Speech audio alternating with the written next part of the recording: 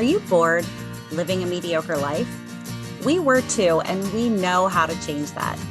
Each week, we'll leave our comfort zones to explore a new topic, then step onto our soapboxes, a safe space to sound off on our latest adventure. Come explore with us. All opinions are welcome. This is a mindset. This is a lifestyle. This is Siren Soapbox.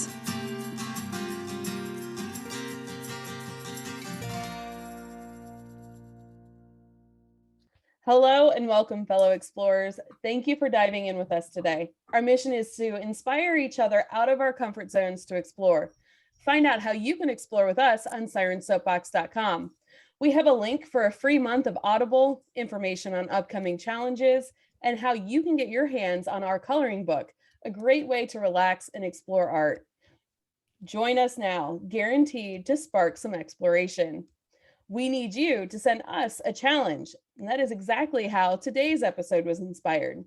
John Connolly wrote, "Dance" in the challenge description box. Dancing, as many of us want to argue otherwise, is as natural as breathing. Whether or not you're any good at it is another thing altogether. As a species, we've been dancing for as long as time has been going on. So according to dancefacts.net, the oldest proof of the existence of dancing comes from the 9,000-year-old cave painting that were found in India, which depicts various scenes of hunting, childbirth, religious rituals, burials, and most importantly, communal drinking and dancing. Since dancing itself cannot leave clearly identifiable archaeological artifacts that can be found today, scientists look for secondary clues, written word, stone carvings, paintings, and similar artifacts. The period when dancing became widespread can be traced to the 3rd millennia BC, when Egyptians started using dance as integral parts of their religious ceremony. Dance is important to us because it's ceremonial, it's spiritual, it's expressive, it's energizing, and it can be healing. Since most of us were in St. Croix together, we all dove into the exciting world of fire dancing, and we brought all the boys with us. But we're talking about all kinds of dance today. If at any time the conversation gets too intense, the safe word is Mango. First up on her soapbox is Myrrh. As Elsie mentioned, I did take a dance class with a few of the sirens, but that's not what I'm going to talk about today. Instead, I'm excited to share my experience with burlesque dancing. Burlesque was introduced in the United States in the 1860s, as its popularity was said to be dwindling in Europe. And burlesque is described as an exotic dance style that draws on theatrical and often comedic elements. And that's one thing I learned hanging out with this burlesque troupe was you got to be able to laugh at yourself, and comedy is important. The thing I love about burlesque is that the dancers seem to not take themselves too seriously, and they have so much fun. It's empowering. So I signed up for a burlesque workshop at a time in my life when I needed a little boost in my confidence. They called us the training bras. Who knew that taking that step outside of my comfort zone would be practice for this podcast? So I, along with 11 other women, learned all about costuming and makeup, and we learned a dance routine to a song that now escapes me. But we each made our own costume. For mine, I stitched some sparkly fringe on a pair of boy short undies and bought some purple velvet gloves that were elbow length and stitched or made my own purple nipple pasties. I also wore a black t-shirt, and we had to find a bra that we could kind of pry open the hooks on, so that would be much easier to release one-handed while in the middle of a spin. And that took a lot of practice, but was a lot of fun. As part of the workshop, we had the opportunity to perform our routine together on stage at one of the burlesque shows, one of the burlesque troupe's shows. The venue is a small concert venue, Bogart's, for those familiar with the Cincinnati music scene. We had to meet in the basement of the venue when a particular song came on, and we all lined up nervously, waiting for our time to enter the stage. The excitement, the adrenaline, it was all so surreal. And the women in the actual troupe were so encouraging and uplifting, and that made it much easier to walk on that stage. We performed our dance, mostly flawlessly, ending with a fling of our tops and the bras off stage. The audience roared with applause, and I felt alive. It was such an amazing experience. I love dancing, but burlesque was completely foreign to me and definitely outside of my comfort zone. I do think about signing up for another workshop from time to time because it was so much fun, but I'm not really sure if I ever will. Time will tell. Sarah, what type of dance are you going to talk about? Well, I sure was lucky enough to have the opportunity to learn how to dance with fire while visiting Siren TC in St. Croix. Now, while I do love dancing, I usually don't do the kind of dancing that requires any kind of skill. I love getting on the dance floor, more likely after a yummy beverage or two, and just dancing to whatever music is playing. When the classic wedding reception electric slide comes on, I can usually be found on the dance floor, trying my best to remember the moves. I'm the one out there watching someone else's feet almost to the end of the damn song, which is about the time I remember how to do it. Coordination isn't really my strong suit. So the idea of moving my body without setting it on fire really had me out of my comfort zone. Luckily, we clearly found the best folks to introduce us to the art of dancing with fire. Kiki does an amazing job introducing fire dancing in her seminars. We started learning out the moves and getting comfortable with them long before introducing fire. I had almost forgotten that fire was going to be involved because we were having so much fun learning how to dance with the poi, which are basically balls on chains, and the staff, which is a long bar with fuel balls on the end. Then it came time to introduce fire, and I was immediately uncomfortable. I used to be a firefighter, and I have what I consider to be a fairly healthy fear of fire.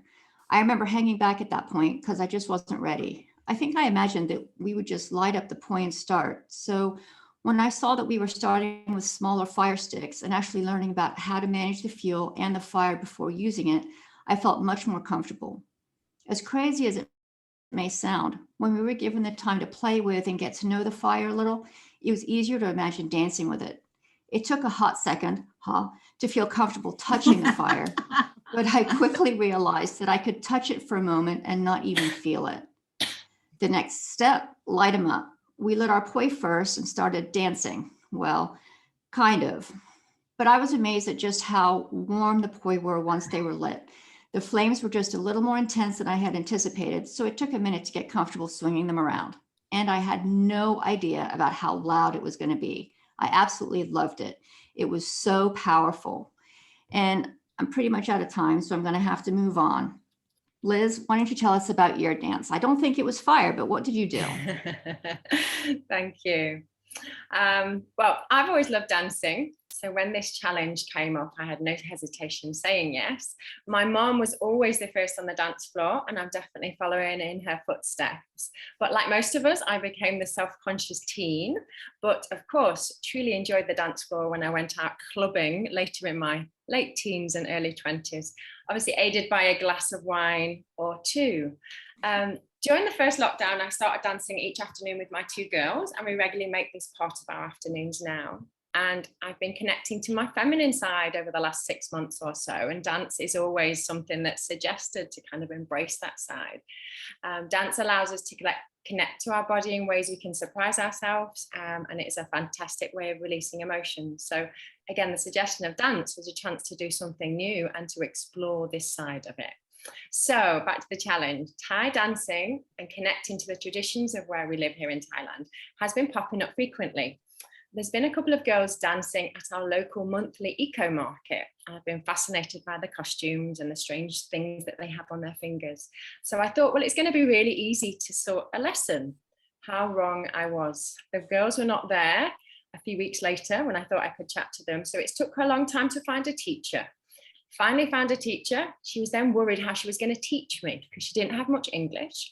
And all of her students, basically kids learn about Thai traditional dance as part of their history and tradition within school. So they have a real knowledge about the different hand positions, the different styles. So they come kind of ready and understanding, where here I am like knowing nothing basically. But she did a brilliant job. She sent me a few videos. I looked at them first, so I had a little bit of understanding what to start with. So traditional Thai dancing is a combination of graceful body movements in addition to elaborate costumes and music. There's actually 6 forms of Thai dance, and it has a history of about 400 years old, evolving from the ritual and dance of the Hindu temple. So anyway, was it outside my comfort zone? Not really, but it was really challenging. Like I had to move my wrists in different directions and one fingers on one hand were bent and the other side they were straight. And then there was what to do with my feet and posture and smiling and so many things happening at the same time. So my forearms were hurting within like 20 minutes. And this was a 2-hour lesson. But anyway, as it went on, I couldn't, it just felt really empowering, really graceful. And I really did feel like I, connected to my feminine, and I felt really light and joyous. And the teacher was so happy with how I progressed. So it was lovely to see her joy at sharing her tradition.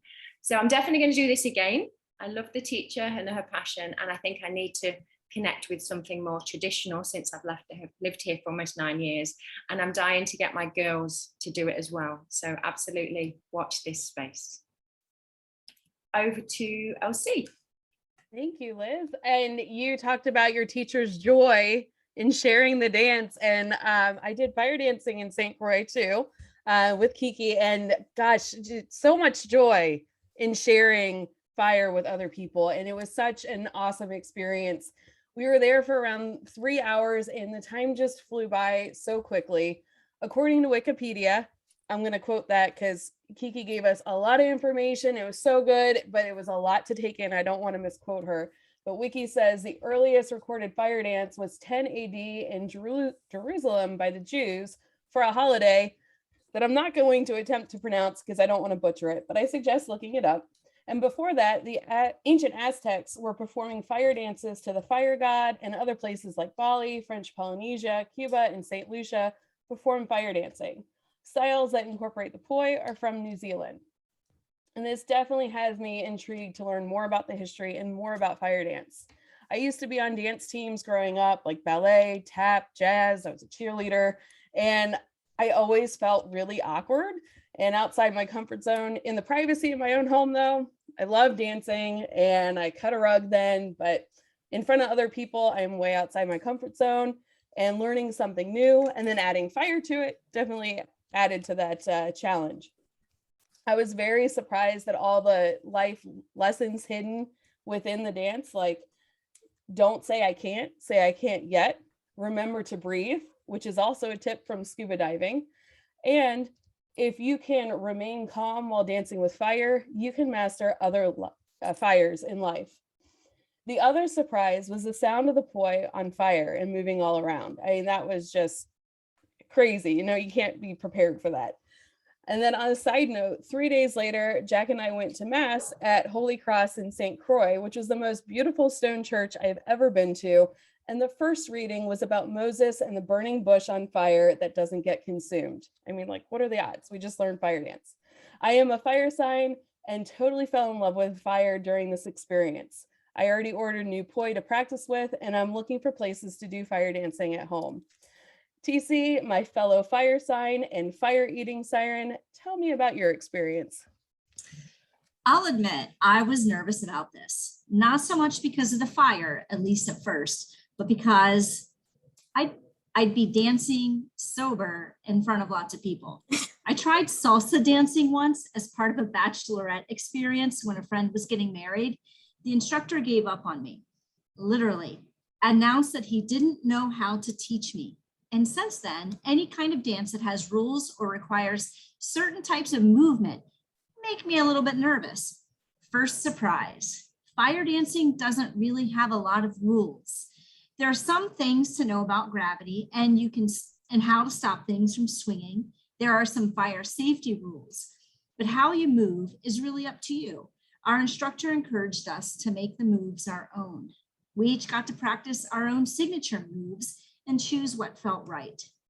Second surprise, when you are swinging fire around, it is really loud.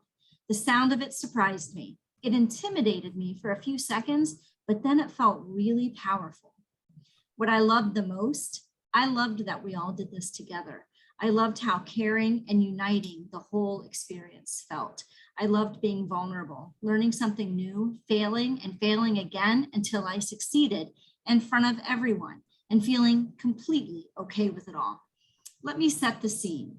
There were 9 of us, all of us unsure what to expect. We met at the fire dancer's home, a beautiful place set high on a mountain with sweeping views of the Caribbean Sea below. 8 of us taking lessons, dancing with fire for the first time in our lives. 2 instructors, beautiful, strong, graceful dancers who were flexible, literally and figuratively, and caring, ready to share their art, their love, and their faith. It was beautiful. One thing that really stuck with me was Kiki's descriptions of the benefits of fire dancing. Once you train yourself to remain calm while swinging fire around, your mind is trained to stay calm in stressful situations. I love this idea, and it makes a lot of sense to me. I loved dancing with the poi. I might buy a set like Mer's. I'll miss the sound of the fire, but I think the LED at night will be fun. When you mention fire dancing to someone on the island of St. Croix, most of the time the response is, "Oh, you mean Kiki."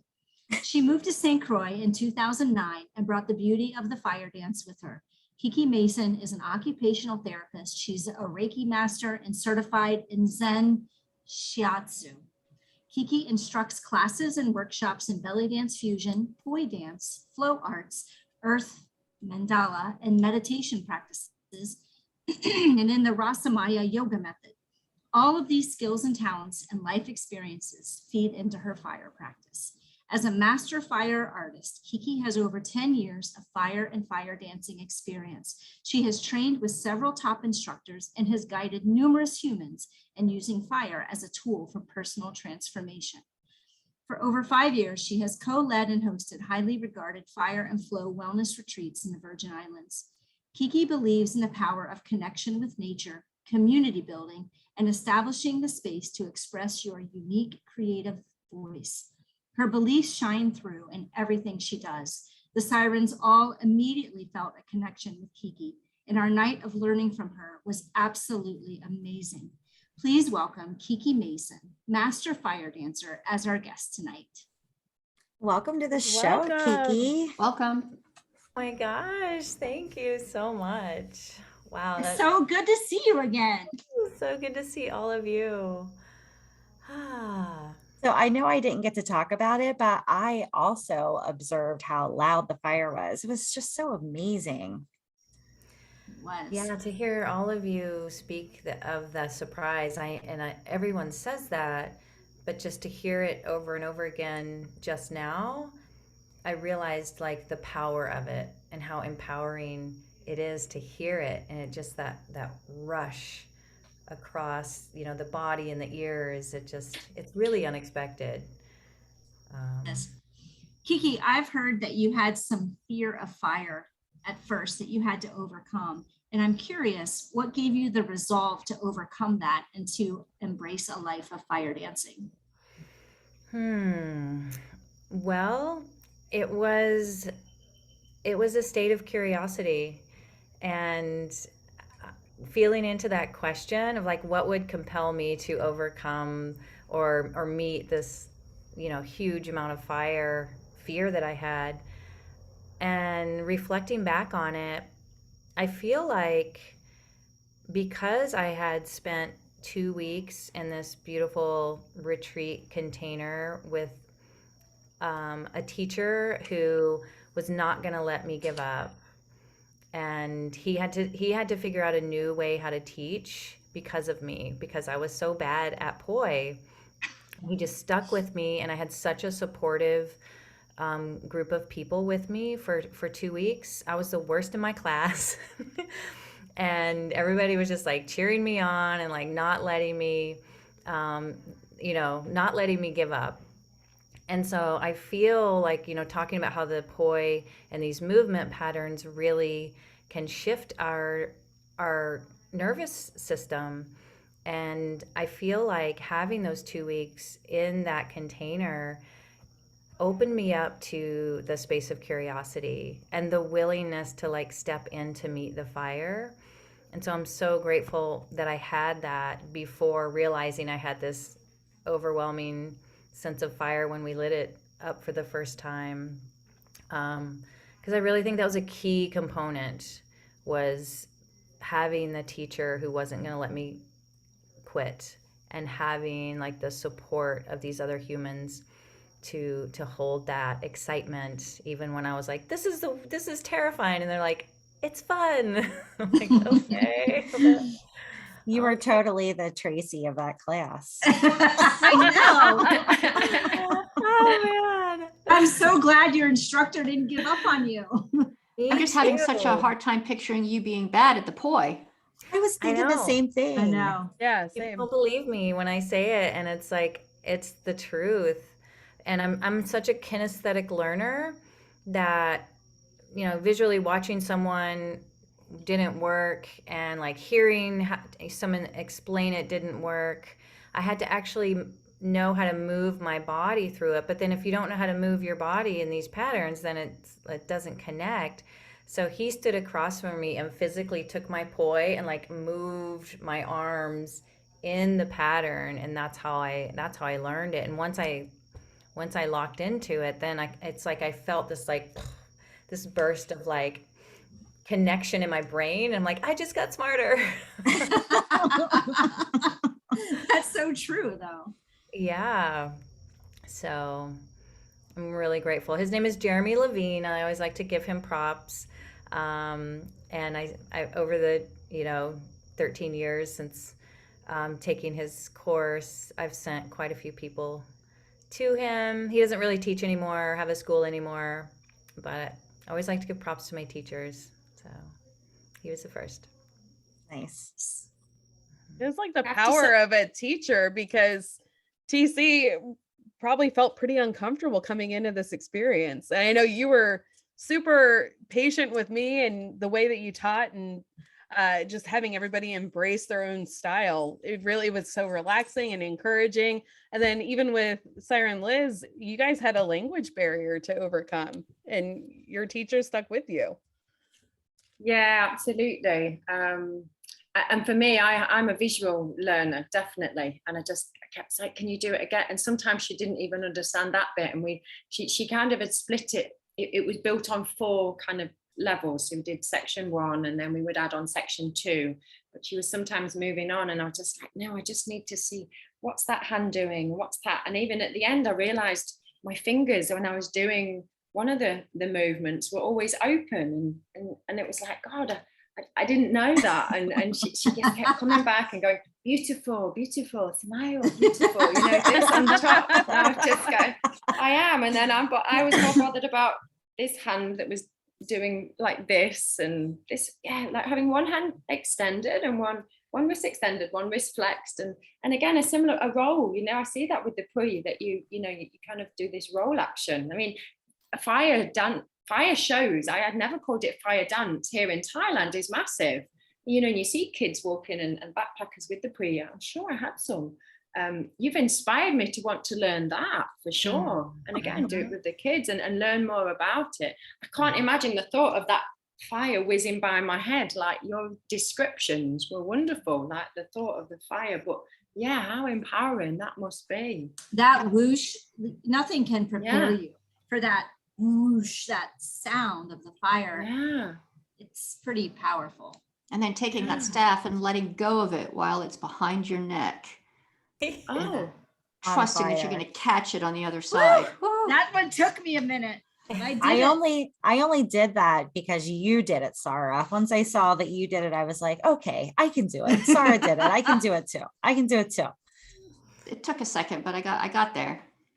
Is there normally many accidents then learning? I mean, that maybe sounds like an obvious question, but is it done in such a way that you don't have many accidents because you're all, I don't know, as you're learning, is there someone ready with some water or something to prevent any injuries? We were doing it by a swimming pool. Mm-hmm. Okay. And Kiki did take a lot of time to explain how the fuel works and how the wicks work, and we really eased into it. We also but learned how to put out the fire. We had like the fire cloths, whatever they're called, and we learned how to put the fire out. I ate a lot of fire that night, and my lips were a little bit chapped the next day. So. Intentionally, so fire eating was part of it, or was that? Yeah, It was, Sarah, yes. Oh, did you eat fire, Sarah? No. Mm-mm. No. Yeah, I did too. One time I put the fire out too early. And then just the searing hot wick touched my tongue. It was just like drinking a too hot sip of coffee, though. It wasn't like major. Yeah, my No, favorite that- was transferring the fire on my tongue from one wick to the other. That was amazing. Wow. Yeah. That's a Do great you have practice. videos? Do you have video evidence of that? Yes. I'd love Oh, to yeah. see that. Yeah. We Wow. do. It'll all be on the blog, Liz, and Right. also I'll try to find. I mean, there's a lot of video of Kiki around on Yeah. Facebook if you. But I'll check that out. Yeah, and now Kiki, I'll send to you what I'm going to put on up there and get your thoughts Ah, on. cool. So To think Kiki, about, do you sorry. have many accidents? Not many. No, I could probably count them on one hand. Oh, good. And whenever the fire burns me, it gets my attention. And so because I've spent so much time building a relationship with the fire, that it's like, why are you burning me? I thought we were like, Oh, we were cool. How and we so were I'm like, cool. okay, what am I not paying attention to? Am I, what's happening in my mind? Am I staying present with the fire? And there's always a deeper meaning and lesson for me, because I just like, that's where I am with my relationship with the fire. It's just like, okay, what am I missing? Thank you. We don't have to do that again. Like the last 2 weeks at the Buccaneer, it's on the beach, lots of wind blowing and sand. So there's the added challenges when we're dancing with the fire. We're dancing with the wind and the loose sand. I've burned myself twice here on my shoulder in almost the same exact spot and the same exact way. And so after the second time last week, I was just like, okay, what's happening here? What's going on? It's the exact same thing. And so tonight, I came out with my double stabs, and I knew that I needed to be more grounded. I needed to just like ground in with the fire and just get myself a little more centered and calm before moving with it. And so from the first, when I first lit the fire pot where we light our wicks off of, I made that a ritual. I just like met the fire. I took the time to breathe with it. I gazed at it. And then I took that sort of calm presence into the dance, and I didn't burn myself. Yay. So it was just, I felt like the fire was asking me to just slow down a little bit and just be a little more present. And yeah, so there's always those lessons in there for me. And about the fire, as you first start, it is this like external scary experience, but it's really about building the relationship with the fire and understanding the qualities of it. And I've seen a huge difference in fire dancers that I've trained who've come through just fire dancing, from dance into learning the movement and then going out and dancing, to those who've come through, I just want to be the fire safety. I just want to put out the fire. I'm here for support, and they show up in that capacity. And then after a couple months, usually those fire safetyers like, okay, now I want to dance. And then when they step out and dance for the first time, there's such a level of confidence that it really struck me. And I started like picking up on it in the past year, because when you have built that relationship with the fire, you know how to put it out, you know how it works, you've felt the heat, you've touched it, you've been okay with that, and you've been in that, like, I call it a sacred role now, the sacred role of the fire keeper. Once you've developed that relationship with it, then to dance with it becomes so much more easeful. So that's been a beautiful thing to witness. So I really like to take people through the practice of knowing how to put the fire out, knowing like you can touch it to your hand or your skin and run your hand across it, and you're going to be okay. If it hits you, you're okay. And just allow yourself to gain, have that experience with the fire, and then bring it into moving it all around your body and behind your head and letting it go. So, yeah. It did make a big difference when we learned to exchange the fire on our tongue, because the fire's there on my tongue and it's not hurting me. And that, I don't know, that was pretty eye-opening, because I realized no matter what I do, I might get a little burn, but I'm going to be fine. And it helped somewhat to play with it.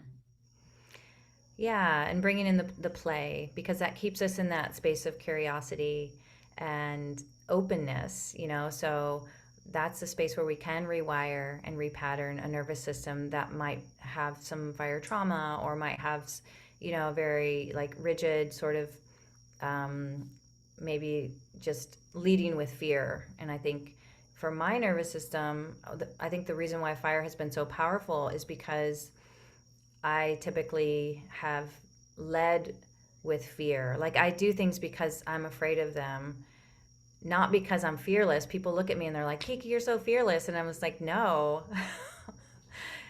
I'm the opposite of that. And so it's because I fear it that I want to lean into it, because I've seen how powerful that is. And somebody asked, I was dating someone who I taught how to fire dance, and someone asked us, it's like, what are you afraid of? And at the same time, he said nothing, and I said everything. And we both danced with fire. We did all, you would look at us and we were like the same person, personality moving through the world. But he moved with this fearlessness and I moved with this fear.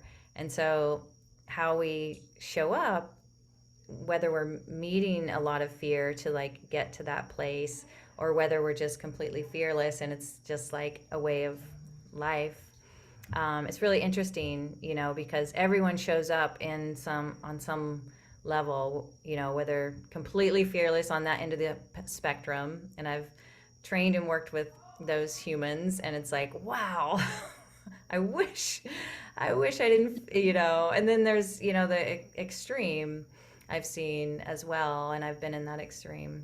So it's fun to just play in those expressions of where we are and what we're willing, how we're willing to meet something and be uncomfortable and challenge ourselves, and what can happen on the other side of that or through the process of it.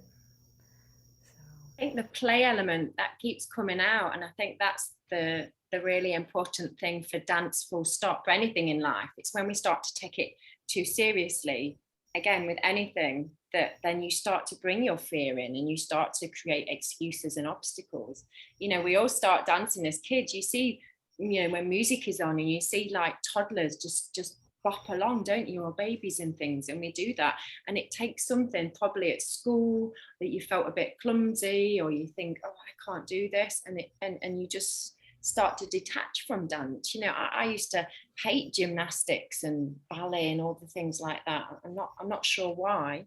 And this with the Thai dance, I was trying to do it in a certain way, and once I just kind of let go and went with the music and just bounced along with it and just copied, you look at me doing this, it was this just softness to it. Once I brought that play in and just smiled and thought, yeah, I'm not going to get it perfect, this is the first time I'm doing this, and then you enjoy it, and then it does come natural, because again, it's within us, like you say, it's our nervous system, it's part of keeping it, and the flow that's naturally within us all. Like a really good teacher. In grade school, it's usually some bully or mean kid telling you look stupid. That's usually where most of the fun is knocked out of you, is from some nasty kid in school. Yeah. And I don't think I ever had that, but I had comparing myself to other people. I'm like, oh, I'm not as good as that person, so why even bother? I think when we stop caring about all that, you have more fun with it. Absolutely. I agree with that. And that's why, like, you know, doing the burlesque or like pole dancing has become popular as well, you know, as a sport, as a physical thing. Oh, maybe It's like that's a pole future dancing thing. lesson once too. Yeah, that's Have you another done pole episode. dancing? Yeah. How is that? I've not done pole It's a dancing. ton of fun. It's a ton of fun. And it takes a lot of strength to, I mean, those girls are strong. Yeah. Yeah. Yeah, I had some, I was at a club in New Orleans, and a couple dancers were trying to teach me some of their moves because there were only two of us in the club.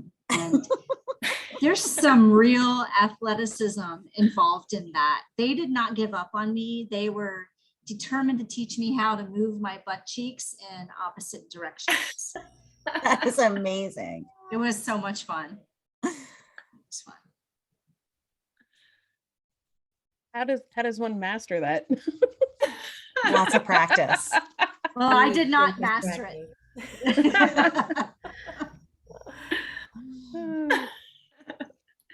I'm giggling away with this because in physio, you know, I'm a physiotherapist. So to get the activation of the bum muscles, the glutes, I often tell people to clench and tell them to do them each side. So I imagine it's just the alternate. Yeah. That's what I'm doing right now. So many people cannot. Are we all doing it? Are we all doing it?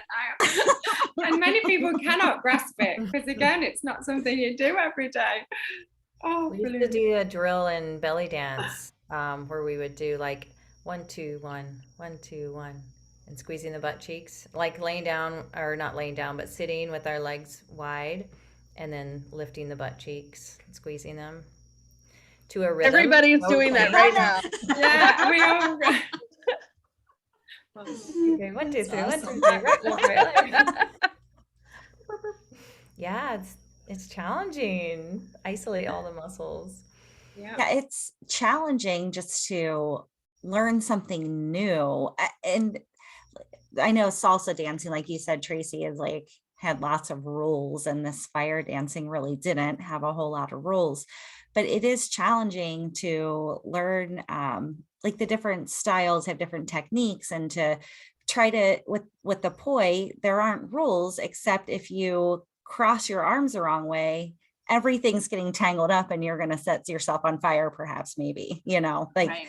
so I found that interesting with all the dance classes I've ever taken.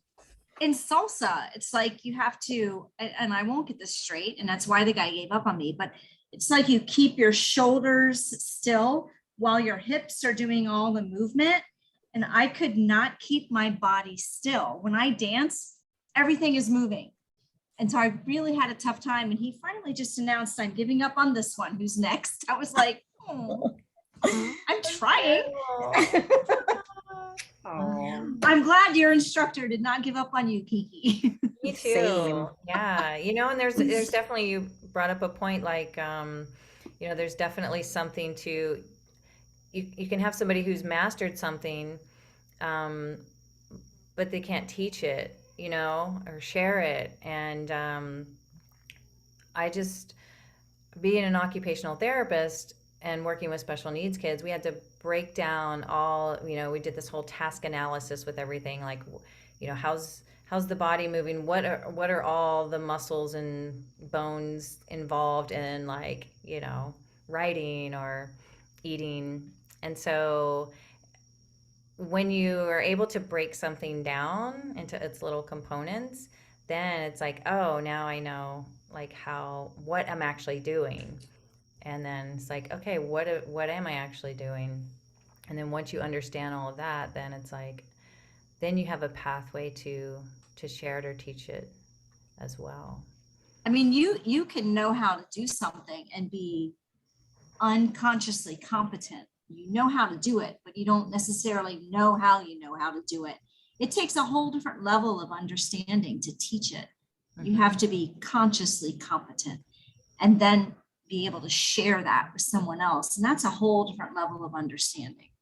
I think we've come to the Yeah. conclusion that your salsa teacher just didn't know how to teach. Yeah, for sure. He didn't know how to share his gift with the world. Yeah. All right.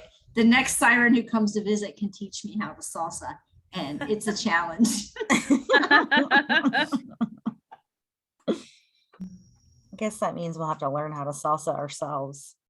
You have to hold stuff still while other stuff moves. It's all very, Yeah, I don't know how you do that either. I'm sure we'll just have to hold your shoulders down. I bet he tried that. he did try that. He did try that. And as soon as he let go, they were all moving again. So I don't Guess we're know. bringing really strong sports bras too. Weighted vest. Duct tape me to a board. Irish dancing's like that too, because they weren't allowed to dance. Oh yeah. So they only moved their feet because I guess they had little windows and they'd peek in. I don't know how it didn't look like dancing, but I mean, I guess that's the story behind it, right? That's interesting. Didn't know that. Wow. I love didn't watching either. Irish dancing. It's fantastic. I don't really know how to Yeah. describe it. I think with the I music love- as well, isn't it? The music, and when you get them all in a line dancing together, just the energy that comes with it as Yes. well.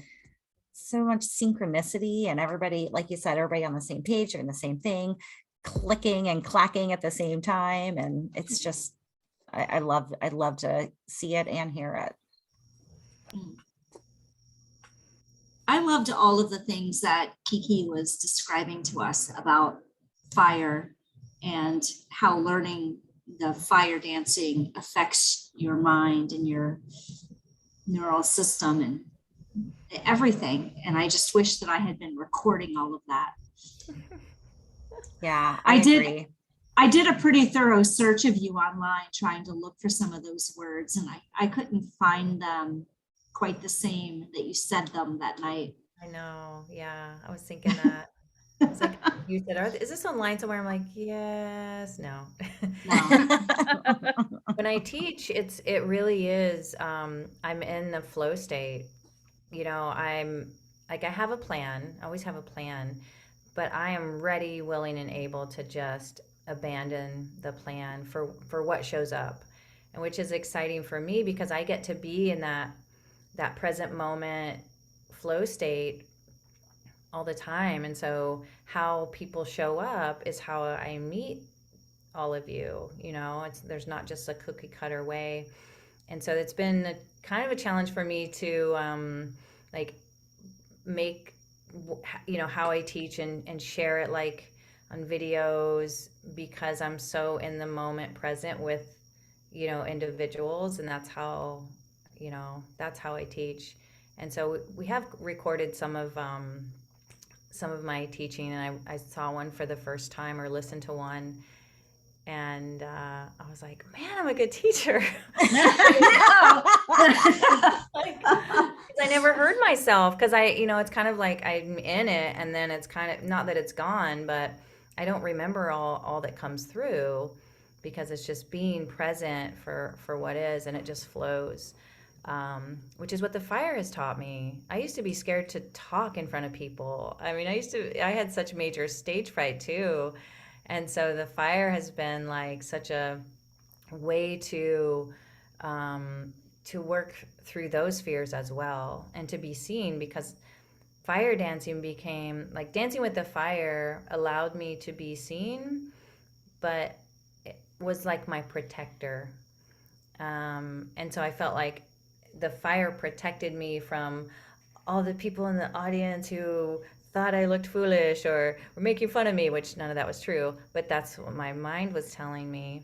And so it was like my protector, and until it didn't need to protect me anymore, until I realized, oh, everybody's really on my side, and no one's making fun of me, and who cares if they are, and I'm in joy and playful pleasure while I'm doing this, so that doesn't matter. So now the fire, when I dance with it in front of others, the feeling I have is that it burns away anything that separates you from me. All the masks, all the walls, everything that is in front of us that keeps us from really seeing and being with each other. like wholly and completely all of our fear. It just takes it all away, and I feel this deep connection and oneness when I'm dancing with those watching, and it feels amazing. And so that's part of why I keep doing it. You know, it's for that. So the fire has definitely been a spiritual practice, working with the fire and really learning all these life lessons that there's more to come, I'm sure, you know. But working with something and journeying with something for 13 years and showing up, like, I didn't have this plan that this is what would unfold for me. Like, oh, I'm going to be calm and you know, eventually this is how, you know, it just you know, you just keep showing up. You practice, you keep showing up, willing to, like, what do you have for me today? What do you have for me? What is my lesson? And just a willingness to show up over and over and over and over and over again. And this, like, beautiful experience, like, I could never even imagine, has unfolded because of the choice to continue to show up in this practice. So whatever practice it is, whether it's fire, whether it's any other type of dance or movement or stillness or whatever it is, the act of showing up over and over again can, I feel like there's, like, that's so powerful. Beautiful Yeah. metaphor for life, full stop. It applies to everything and anything in life, isn't it? If we want to do something, if we want to do it well, just keep showing up and work with the energy. I was thinking the same thing, Liz, after she quit talking. It was like, it was interesting too. When we showed up, there were 9 people, 8 of us ready to take lessons. And I thought, man, what's she going to think of this motley crew of fools showing up to sling some fire around? And I was watching to see at what point she's going to be like, oh, this is going to be a long night. But we actually went an hour longer than we were supposed to go. We were there 4 hours, not 3. And there was no point where I saw on your face or Renee's face, holy goodness, get me out of this mess.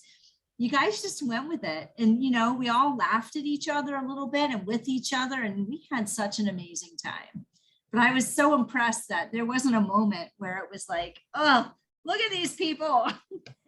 Not at all. No, it took me so long to, like, wind down after that. I was on such a high, you know, just, like, being with all of you and the energy. I mean, we really entered into this group flow and connection. And that's also the beauty of working with the fire in groups, is that, I mean, just the support you give each other and you receive from each other, and to see each other in a vulnerable space and, you know, find a playful way to, you know, laugh about it, or, you know, you're hitting yourself, like, you know, there's a lot going on, and to be able to roll with it and laugh and just stay present, because you can't be anywhere else. You have to be present. And I think that's really the secret, is that anything that keeps you as present in the present moment, like, that's where we all really want to be, ultimately. And so when we can feel safe and be held in that space for a length of time, then it's just like this, I didn't want to leave that. It was great. It was such a wonderful feeling. It was. And the fire is so amplifying too. It gives you a lot of energy, because it is an adrenaline rush. And so it's a natural high. Your body is activated. You're just like, wow, you know, I feel like I'm on the best drugs. And then it's that, you know, and also there's that feel good, you know, it kicks in when you're in the flow state. You have neurochemicals that are released, the oxytocin, and the bliss molecule happens in that flow state when you're present. And that's a wonderful place to be in. And so coming down out of it can, it's nice to take a slow, easeful way out. It's not like an abrupt, like, okay, we're done. I leave. I said 3 hours. No. Even Yeah. some of the other folks that were with us, we had our boyfriends and husbands, and TC's sister Lisa was there, and even some of the people that weren't that excited about doing it. Absolutely. I mean, they were some of the folks that got the most into it. I mean, Bill was there. He was crazy into it. Your sister Lisa, she was crazy into it. People that we weren't thinking were going to be that into it just absolutely loved it. That was really neat to watch. It was neat to see my sister kind of come out of her shell a little bit and really get into it. I was just going to say that, TC. That was the first time I really saw her get out of her shell with us. And the first time I met her, she was sharing riding a motorcycle, and like the fire dance, the fire really got her out. And I was going to say, it wasn't until the very end that I noticed that Kiki and Renee didn't show us dancing with fire, and then they showed it to us, and I'm like, why didn't they show us that first? And then Kiki like set the floor on fire. She's dancing in this ring of fire. I'm like, that's why she didn't show it to us first. We'd all be trying it. But it was amazing. Yeah, everybody wants to know how to do that. Yeah. I've seen it so many times though. And now when I see it, I'm just like, whoa, that is amazing. What she's doing right now. And I just want to tell everyone what she's doing. That's really hard. She's making it look easy. Don't be fooled. Oh, but the next night we were watching it, and I was like, okay, can we go out there and do that? We've done this. Can we go out there and do this? I wanted to get out there so badly. Oh, yeah. Yeah, it's definitely inspiring when you've worked with it and you know how difficult it is, and then you see people do it. Yeah, I get the same feeling when I see my friends like pull off a move they've been working on for a really long time, and it's like, yes, and I'm like, does anyone know? Like, how hard? I know. So it's cool. Yeah. Thank you. It's pretty amazing. Well, we'll put a link on our website to the LED poi that a couple of the Siren bought. So if anyone wants to practice with the poi, they'll have a nice, safe starting point. Yeah. Can I confess here just for 1 second, those initial cloth poi that you showed us, for half a second, I looked at those and thought, we set those on fire. They're just going to go up in flames. I thought, how do we set those things on fire? It didn't last for long, that thought, but I did have that thought. That's funny. Well, on that note, our challenge for our listeners this week is to take a dance class. Make it a new style that you haven't tried before. And then, of course, tell us all about it by using the hashtag Siren Soapbox on all the social medias. Kiki, we had a ton of fun taking your class. Thank you so much for teaching us how to dance with fire. And thank you for joining us on this episode. It's my absolute pleasure to introduce you to fire dancing, and I hope you continue on your journey, and let me know if you do. Send me videos. We will. Sirens, I had so much fun learning about new dance styles with you. Thank you for sharing your experience. And thank you, fellow explorer, for listening to this episode. Check out sirensoapbox.com/stay curious. That's where you'll find our blog, which contains pics of our dancing experiences. Today's episode was born from a challenge we received from a listener. If you have an idea for a challenge, you can submit it to us on our website. And if we say yes, you could be a guest on our show. Until next time, dive in, stay curious, and be happy. Yay. That was so much fun. Awesome, wonderful. Thanks Gosh, I for could listen having to you me. all day, Kiki. It was awesome. I know. This extra insight into fire dance. Yeah, It's no amazing. idea. Yeah, it's really. You're gonna have to come to the island and do a lesson. I keep telling everyone now, I'm like, you guys need to do fire lessons. You need to do Part of the fire tour. Thank you so much for listening to this episode of Siren Soapbox, and a special thank you to C Strings for providing our music. Snag their latest EP from iTunes today. Follow the Sirens on all the social medias, and don't forget to tell your friends about us. Like and subscribe wherever you listen to your podcasts. We'll catch you next time on another episode of Siren Soapbox.